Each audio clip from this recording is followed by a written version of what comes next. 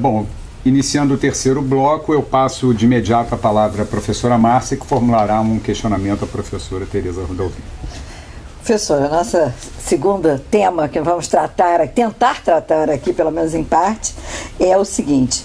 A pergunta é a seguinte: a ação rescisória prevista no parágrafo 5º do artigo 966 do CPC, no caso de rescisão do julgado, necessariamente deverá ser julgada procedente ou o tribunal está livre para apreciar a causa novamente? Bom, primeiro eu acho que a gente tem que fazer um elogio a esse dispositivo, justamente porque ele é um daqueles sintomas evidentes de que o próprio legislador no Brasil reconhece que o judiciário cria direito, né? Exatamente. Reconhece que as decisões judiciais podem ser baseadas fundamentalmente num precedentes que normalmente serão a interpretação de um texto legal, mas é aquele filtro, né? É aquele filtro. Tem um autor alemão que chama Winfried Hassemann, tem um trabalho publicado bem interessante numa revista A Júris, lá do Rio Grande do Sul, aliás em português o artigo, e ele diz o seguinte, ele diz que o direito não é a lei. O direito é assim, ele faz uma imagem como se fosse a lei, aqui a jurisprudência e a doutrina do lado. Então é como se a lei fosse filtrada pela jurisprudência, à luz da doutrina, e aqui, né, nesse segundo, aqui estaria a norma, né? Então eu acho que esse dispositivo ele merece elogios por causa disso, e porque, na verdade, ele acabou positivando algo que já se fazia na prática, né? E em muitos casos tentando se passar por cima da malfadada súmula 343, né? A súmula 343, no fundo, hoje ela tem sido usada, e agora eu acabei lembrando disso por causa do nosso papo do intervalo, quando aquele que decidiu pela primeira vez, ou decidiu mudando a opinião, se esquece de modular. Então ele decide, não modula, ninguém cobra, né? Porque poderia cobrar, já que é dever do tribunal se manifestar sobre esses efeitos da sua decisão do ponto de vista temporal, sobre os outros casos, né? Sobre a eficácia da decisão enquanto precedente, né? No fundo é isso. E aí começam a pipocar as rescisórias, não pode, a súmula 343, né? Porque na verdade ele tá suprindo uma falha daquele que decidiu, que é a falha de se ter referido expressamente à modulação. Mas então esse dispositivo diz que cabe ação rescisória quando a decisão se baseia num precedente que não se ajustava ao caso concreto, é isso que a lei diz, mas ela deve ser interpretada a contrário senso, também cabe ação rescisória quando foi aplicado ao caso um precedente que não era para ser aplicado. E é interessante que esse dispositivo ele fala em casos repetitivos, que é uma expressão que o próprio Código esclarece. A expressão casos repetitivos se refere ao IRDR e aos recursos repetitivos especial e extraordinário. Em súmula vinculante, né? Como? É o artigo 928 que abriga as duas espécies do mesmo gênero. Né? Agora, esse dispositivo também ele revela uma distração do legislador dessa leizinha, que é a lei 13.256, né? Que foi aprovada assim no apagar das luzes, né? Com o objetivo principal de alterar o regime de admissibilidade dos recursos especial e extraordinário, né? Porque na versão do código que estava pronta, né, por um pouco de idealismo, né, de visão romântica do mundo e do processo, se criou a admissibilidade direta nos tribunais superiores do recurso especial e do recurso extraordinário, né? E os ministros, com alguma razão, ficaram de cabelo em pé, né, disseram, meu Deus, o que nós vamos fazer aqui? Nós vamos ter que cuidar da primeira admissibilidade, né? Nós queremos que a coisa já chegue aqui filtrada, né? Por agravo, nos casos em que houver agravo. Não tudo direto aqui, né? Então, houve um certo consenso, né, por parte dos ministros, tanto do STF quanto do STJ, no sentido de que isso teria que ser mudado, né? No fundo, lamentável, né? Porque isso poderia ter sido feito, deveria ter sido feito ao longo da tramitação do código. Sim. E não depois que o código estava pronto. E né? logo depois, né? 2 minutos aconteceu, depois. Né? 2 minutos depois entrou em vigor junto. Só que essa lei alterou muito mais coisa do que isso, né? Quer dizer, ela entrou para mudar só isso e acabou indo muito além. E foram necessárias, que na verdade teriam sido necessárias, mudanças de outros dispositivos para adequá-los àquilo que essa leizinha trazia de novidade. Por exemplo, o agravo do 1021. Lá se fala que o agravo do 1021 cabe contra a decisão do relator, quando na verdade às vezes cabe contra a decisão do presidente ou do vice-presidente, né? Na verdade, a lei nova criou mais uma hipótese de precedente vinculante, que é a decisão de um recurso extraordinário avulso, entre A e B. Né? Na verdade, se criou mais uma hipótese de cabimento de reclamação, que é o desrespeito de decisão do Supremo incidenter tanto a respeito de inconstitucionalidade, não em ADIM, controle difuso, e essa ideia sempre foi defendida pelo ministro Gilmar, né? O ministro Gilmar sempre defendeu que se estabelecesse uma equivalência efetiva entre o controle difuso e o controle concentrado. Sim, né? faz todo sentido. Faz todo sentido, e agora está na lei. Né? Então, o que se colocou lá? Se colocou que se o STF já decidiu determinada tese num recurso entre a empresa A e a empresa B, outros recursos que discutam a mesma tese não sobem mais. Quer dizer, essa vinculatividade, ela se revela no regime de admissibilidade do recurso extraordinário, se revela na hipótese de reclamação, é mais uma, né? Mais uma hipótese, que não estava na versão anterior. Claro, com aquela malandragem, né? Só vai caber reclamação depois de serem esgotados os recursos ordinários. Mas, dogmaticamente, cabe reclamação, é precedente vinculante, no meu entender. Então, vejam, aqui no 966, inciso 5º, parágrafo 5º, todos os precedentes vinculantes deveriam estar aqui. Porque eles falam em súmula, que não é precedente, mas é vinculante, falam em decisão proferida em julgamento de casos repetitivos, que é recurso especial, recurso extraordinário, não fala no recurso extraordinário avulso, tinha que estar aqui, porque também é vinculante, né?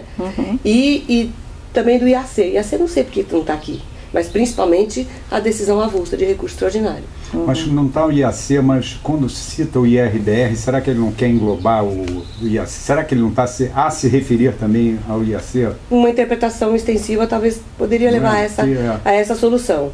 Mas o Código diz, quando se fala em ações repetitivas, se está aqui fazendo menção ao IRDR e aos repetitivos.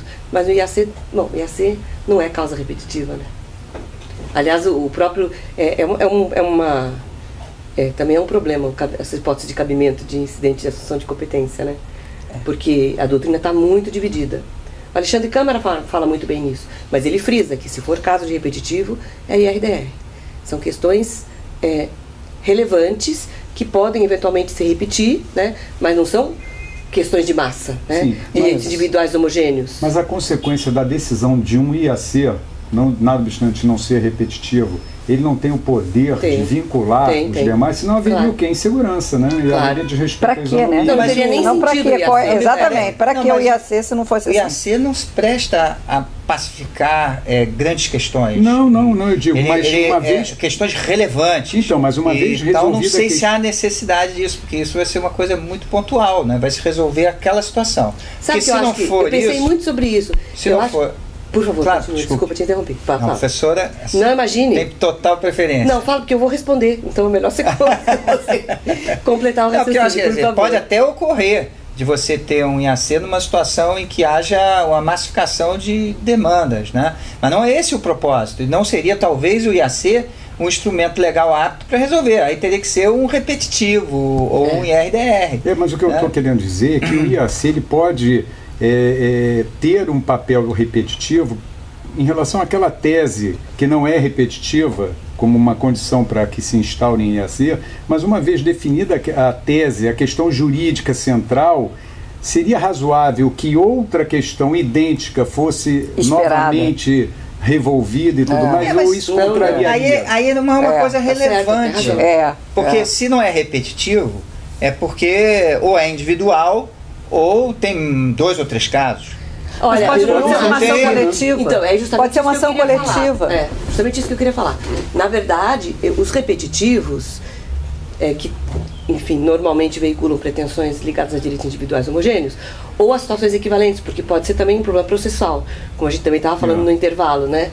Quer dizer, há questões processuais que têm que ser pacificadas e que são idênticas. E isso pode ser feito através de repetitivo, né? Então seria um direito individual homogêneo processual, assim, mais ou menos, né?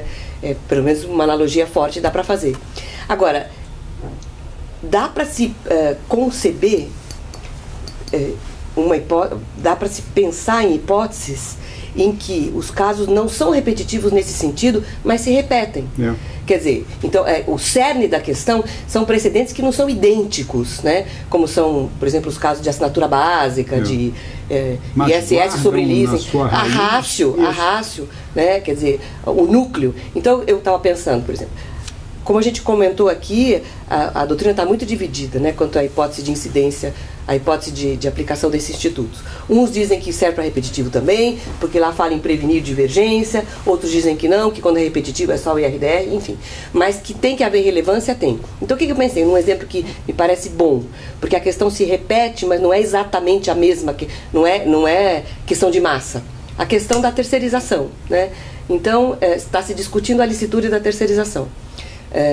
Um dos argumentos principais usados por aqueles que são contra é a precariedade, né? Então, a empresa contrata uma outra empresa que tem seus empregados, e os empregados vivem no estado, estão lá numa obra, e tem um beliche, dorme 5 em cima, 5 embaixo, não tem água, não tem banheiro, e na hora que tem algum problema a empresa vai à falência e não se pode voltar contra a empresa, enfim, esses problemas todos que nós conhecemos, né? Mas tem terceirização na atividade bancária, na atividade aeroviária, na atividade de plantação de laranja, né? Então, se o cerne do problema é o mesmo, as peculiaridades dos casos concretos podem levar a que se entenda que o precedente se aplica necessariamente, porque é tudo igual, e outros dizem, não, aqui tem que se fazer uma distinção, porque aqui é a terceirização, mas não há precariedade. Aqui a terceirização é pressuposto para que a atividade funcione. Se não houver, não é possível se exercer essa atividade. Então, é uma questão que se repete sem ser repetitiva. Nesse sentido não é repetitiva, mas não substitui. Na sua essência, exatamente. E isso, a gente estava conversando agora também no intervalo, com esse auditório tão qualificado, né, sobre o sistema inglês. O sistema inglês, no meu entender, não tem absolutamente nada que ver com o nosso. Isso que se está dizendo aqui, no sentido de que nós estaríamos nos common-lawizando, né? Até o neologismo, um verbo, common-lawizar, para mim é uma grande bobagem, né? Porque, na verdade, o nosso sistema de precedentes foi engendrado e montado no código para resolver questões de massa. Sim. Essa é a verdade, né? Para amenizar a sobrecarga do Poder Judiciário. Desafogar, né? Então, e trazer alguma uniformidade. Isso. Para resolver questões de massa, suavizar a carga de trabalho do Judiciário, prestigiar a isonomia, dar maior previsibilidade para o direito, etc, etc. No common law, é completamente diferente, claro, porque o direito nasce no precedente. É criado, né? Ele não é interpretação. Resolver questão de massa. Não é né? interpretação. E quando common law típico, common law puro, não há statutory law, né? Não tem lei escrita. Bom, então eu até acho que há exemplos tão significativos que até explicam por que eles usam precedentes tão antigos. Há um exemplo que está num livro de direito contratual, escrito por um professor inglês que se chama Neil Andrews, em que ele conta a história de uma prostituta que encomendou uma carruagem e para exercer melhor o seu métier, né, na minha imaginação, eu já pensei numa carruagem que houvesse um vidro, né, para ela poder se exibir, etc. E de repente ela parou de pagar a carruagem. E o marceneiro, enfim, construtor da carruagem, o artesão, moveu uma ação contra ela e perdeu, porque ele sabia ou deveria saber que o dinheiro para que ele fosse pago seria obtido através do exercício de atividade imoral, né? Esse precedente foi citado 300 anos depois, numa ação em que se discutia a respeito de fornecimento de aço para a fabricação de armas para o mercado negro, né? Então, o fulano que comprava o metal de uma empresa X deixou de pagar, a empresa moveu uma ação contra ele e perdeu, porque a empresa sabia ou deveria saber que o dinheiro para que ela fosse paga adviria de atividade ilícita, né? Então, os fatos são completamente diferentes, mas né? A essência é então, sim, a ratio decidente é a mesma, né? É o core, claro, né? O coração da decisão, claro, né? Então, não são casos idênticos, mas são casos em que um precedente se aplica ao outro. Sim. Né? Tem um outro exemplo que eu acho interessante também, de uns meninos que estavam correndo atrás de um caminhão na estrada, o caminhão estava carregando grãos e estava mal vedado. Então os meninos pobres estavam na estrada comendo os grãos e acabaram sendo atropelados. E esse precedente foi citado num outro caso em que meninos pobres invadiram uma casa de um fulano que tinha no fundo do quintal pedaços de ferro enferrujados.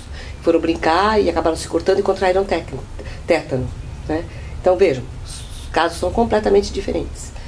E nossa, o que é mesmo? Deixa eu me lembrar. Na realidade, nos dois casos, as crianças devem... Então, se discutiu se o proprietário da casa ou o proprietário do caminhão teria duty of care, o dever de cuidado das crianças que estavam cometendo um ato ilícito, né? Porque ninguém pode correr atrás do caminhão na estrada e nem invadir a propriedade dos outros. Então, esses dois exemplos, que não são caricatos, né? São exemplos de caderno, exemplos de livro, não são inventados, mostram que, meu Deus do céu, o modo de uma decisão sair da outra, né, no direito inglês é completamente diferente. Nós usamos os precedentes, neste momento, para casos idênticos. Exatamente. Né? Assinatura básica, TAC, TEC, tarifa bancária, né, são casos, às vezes... O réu é o mesmo, né? Ou são instituições bancárias, né? Mas o problema é o mesmo. A mesma natureza. Essa seria a hipótese IAC, ao se reconhecer a relevância? Porque aí eu teria os dois, né? Os dois requisitos. Eu acho que esses dois exemplos, que eu vou usar também, tá? Mas eu acho que eles ilustram bem aquilo que é a minha opinião, né? Meu pensamento. Que o IAC, nada obstante, não ter essa natureza de repetição como condição, a finalidade é a mesma, porque o que se busca através desse sistema todo é garantir uma uniformidade, um padrão único, para evitar que o vizinho tenha uma decisão, eu tenha uma totalmente diferente, baseado no mesmo fato. Isso gera insegurança, desestímulo, descrédito da justiça e tudo mais. Então, eu acho que, em boa hora, o Código trouxe isso. Agora, nós temos o momento da cultura, né? Nós temos que criar a cultura. Enquanto advogados ou juízes, eu não aplico, como o Zé colocou, né? Eu não estou submetido. É vinculante? A primeira pergunta que fala é vinculante, não é vinculante, eu não me submeto, coisa e tal. Mas esquece a estabilidade, esquece a razão de ser desses institutos, não é verdade? Não, eu penso até num exemplo bom que ilustra tudo que está sendo dito aqui. O caso, por exemplo, de ações contra a privatização de uma empresa. Começa a pipocar pelo país inteiro. Na verdade, é um tema só, relevante. E não é questão de massa. E não é questão de massa. E são várias ações que têm o mesmo objeto. Tá? E que seria um caso típico, né? Do IAC. E que tem, e que tem muita relevância. Pois então, imagina se no Amazonas um juiz julga no sentido de anular essa licitação. Como aconteceu agora a questão da contrária à decisão do IAC. Como é que fica?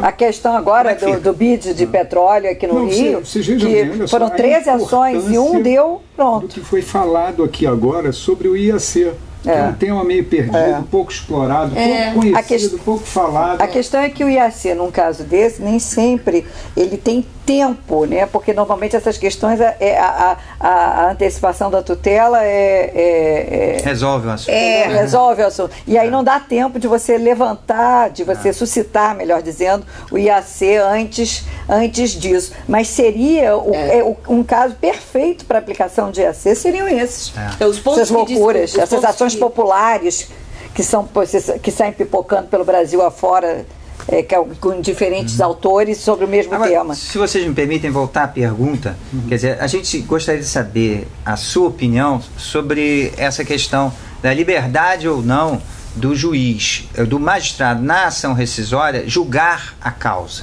Sim. Tá? Que é o ponto crucial da pergunta. Tá certo? Então, por exemplo, a ação rescisória, nesse caso do parágrafo 5º do artigo 966, nas hipóteses em que o precedente foi mal aplicado.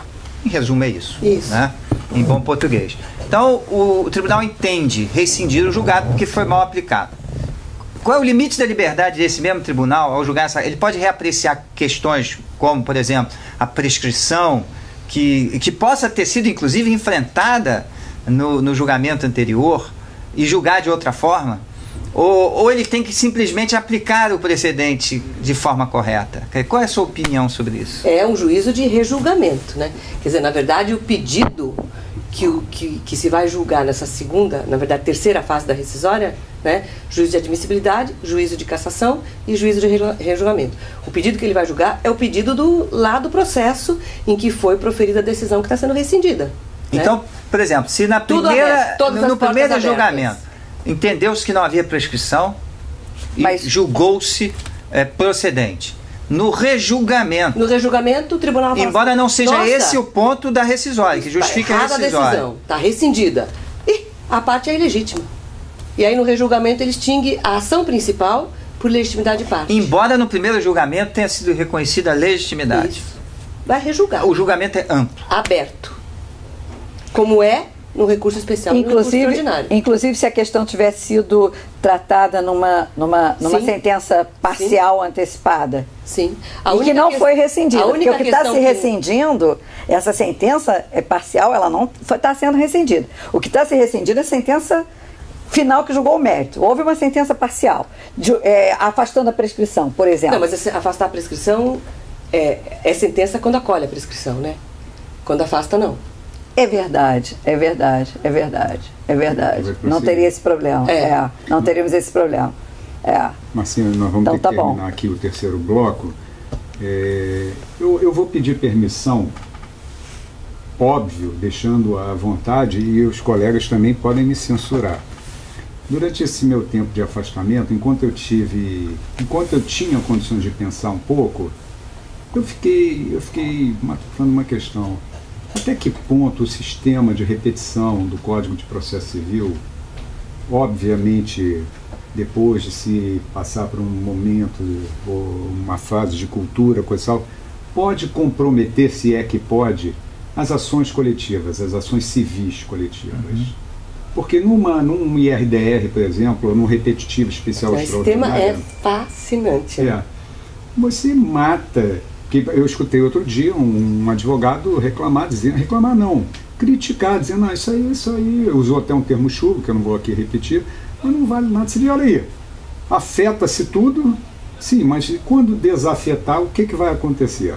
Você vai julgar uma gama de casos, a não ser que haja um distinguish, mas isso é uma exceção, claro. E vai pôr fim ao processo, a essas causas enormes. Todas elas. Então, até que ponto uma ação coletiva ficaria, com o tempo, prejudicada em razão da criação dessa cultura, desse sistema de repetição? É lei esvaziada, sim. Eu poderia formular... O que você falou? É lei esvaziada. Ah, sim. O peso hoje dessas ações coletivas é muito menor. Vamos deixar para o quarto bloco, então? Tá, vamos? A próxima. Então vamos encerrar aqui o terceiro. Tá, ok. Tá bom? Combinado. Já voltamos em breve.